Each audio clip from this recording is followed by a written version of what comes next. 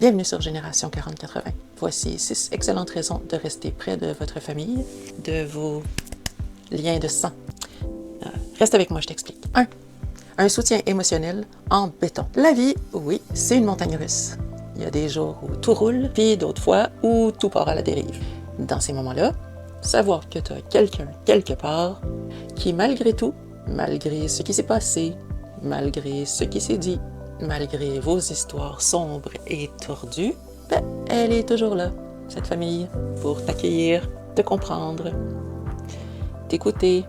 Puis ça, ben, c'est précieux. Un petit coup de fil à ta fille, un texto à tes cousines, un petit verre de vino avec ta sœur, parce qu'elle sait que tu as eu une journée de merde au travail aujourd'hui. Bon, ça va pas juste dans un sens, on se comprend. Tous ces gens-là, sur qui tu peux compter, mais il faut qu'eux aussi puissent compter sur toi, tu comprends?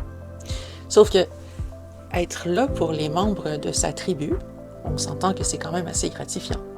Ça donne un sens à notre vie, ça soude des liens précieux.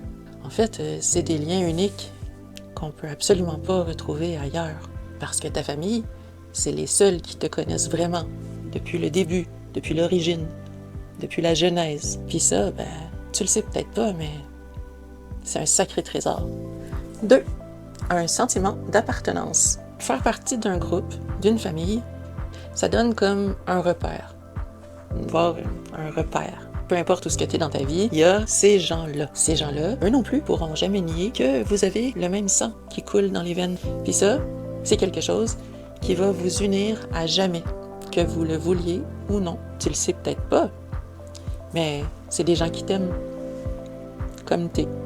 Parce que eux autres, je veux dire, ils te connaissent depuis toujours. Ils t'ont vu dans tes pires moments, tes cuites historiques, ce tabac louche-là que tu fumais, puis qui te faisait tellement rigoler. Puis ben ces gens-là, si tu as de la chance, ils sont encore là.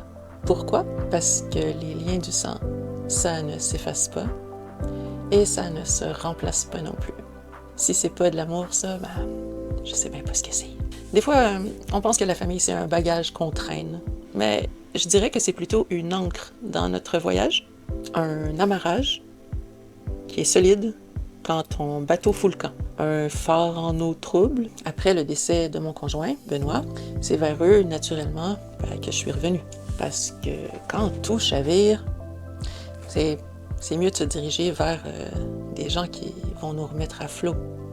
Fait que pour moi, ma famille, c'est un port d'attache solide. Mon point de ralliement quand il n'y a plus rien qui marche. On n'est pas parfait chez nous, loin de là.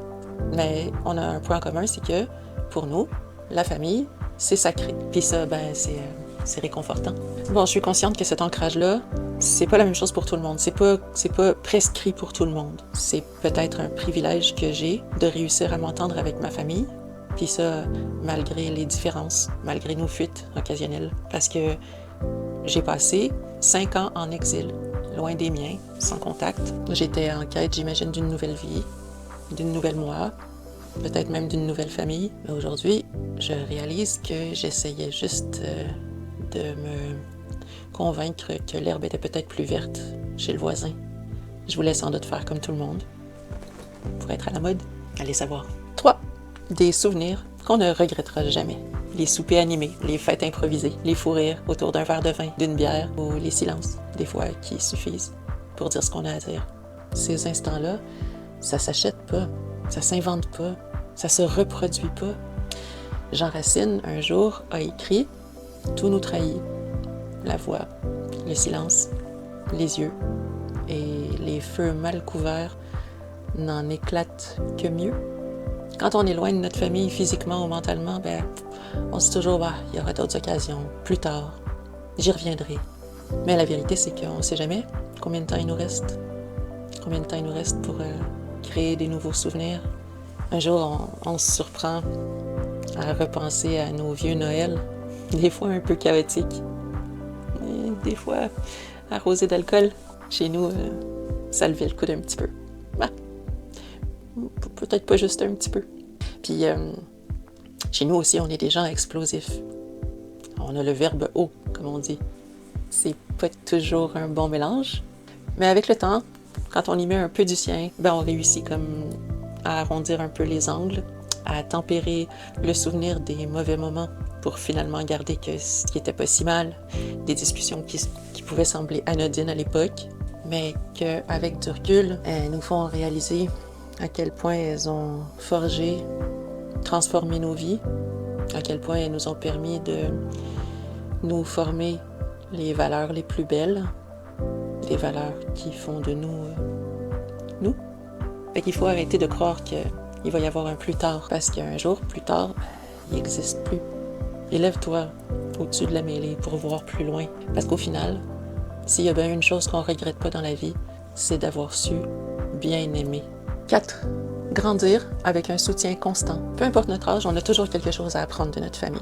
Une valeur qu'on se rappelle de notre grand-mère, la leçon de spiritualité d'une cousine, l'humour imparable de nos frères, l'effet miroir de notre sœur, la vision totalement opposée d'un père. Tout ça, qu'on le veuille ou non, ça nous façonne. Si ces gens-là n'avaient pas été là, tu ne serais pas qui tu es aujourd'hui. C'est sûr, ça nous challenge, parce que on est tous différents, même si nos valeurs sont similaires. Je veux dire, on a chacun nos personnalités, notre tempérament. Mais ça, c'est ce qu'il y a de plus beau dans le lien filial, c'est que malgré nos différences, malgré nos divergences d'opinion, quand on privilégie cet amour-là au-dessus de tout le reste, quand on le préfère à tout ce qui gravite autour, c'est là qu'on réalise c'est quoi le vrai amour. Le vrai amour inconditionnel. Mais tout ça, quand on passe par-dessus ça, ça nous pousse à devenir vraiment une meilleure version de nous-mêmes. Ça nous fait grandir et dépasser nos limites. 5. Un soutien pratique qui nous simplifie la vie. Ma mère me dit souvent, tu le sais Martine, tout finit toujours par s'arranger. Remets ça dans les mains de Dieu ou remets ça dans les mains de l'univers et ils vont s'en occuper. Puis honnêtement, quand je l'entends me dire ça, même si c'est un truc que je sais déjà, ça me fait tellement de bien de l'entendre. Je sais, qui d'autre te connaît aussi bien pour savoir exactement ce que tu as besoin d'entendre au moment où tu veux l'entendre? Qui autre que ta famille peut te dire quelque chose sans que ce soit un but intéressé?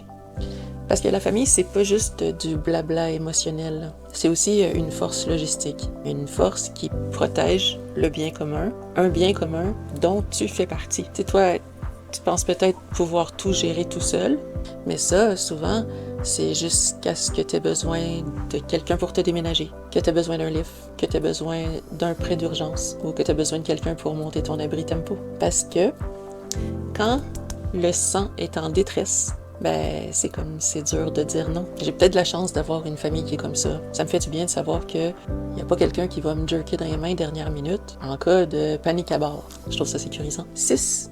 Un sens des responsabilités qui nous rend meilleurs. Quand on sait qu'on peut pleinement compter sur nos gens, on se sent plus enclin aussi à devenir quelqu'un sur qui ces gens-là peuvent compter.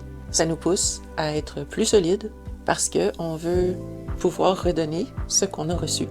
Les échanges de bons procédés au sein d'une famille, ça nous invite aussi à faire des meilleurs choix, à se lever le matin avec un sentiment d'appartenance à un clan. Puis ça donne l'impression qu'on vit avec des buts.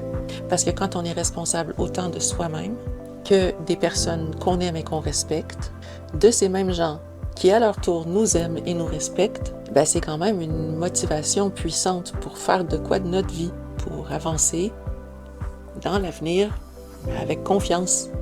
Parce que faire partie d'une tribu unie, ça te permet de croire que les arrières de tout un chacun sont couverts. À ce moment-là, on amoindrit les chances de se faire backstabber dans le dos par des gens qui pourraient s'infiltrer sournoisement avec des mauvaises intentions. Faire partie d'une famille unie, ça te garde ancré dans une réalité protégée. Puis ça, ça te permet d'avancer dans la vie avec un sentiment de sécurité, ce qui aide beaucoup à grandir et à s'épanouir.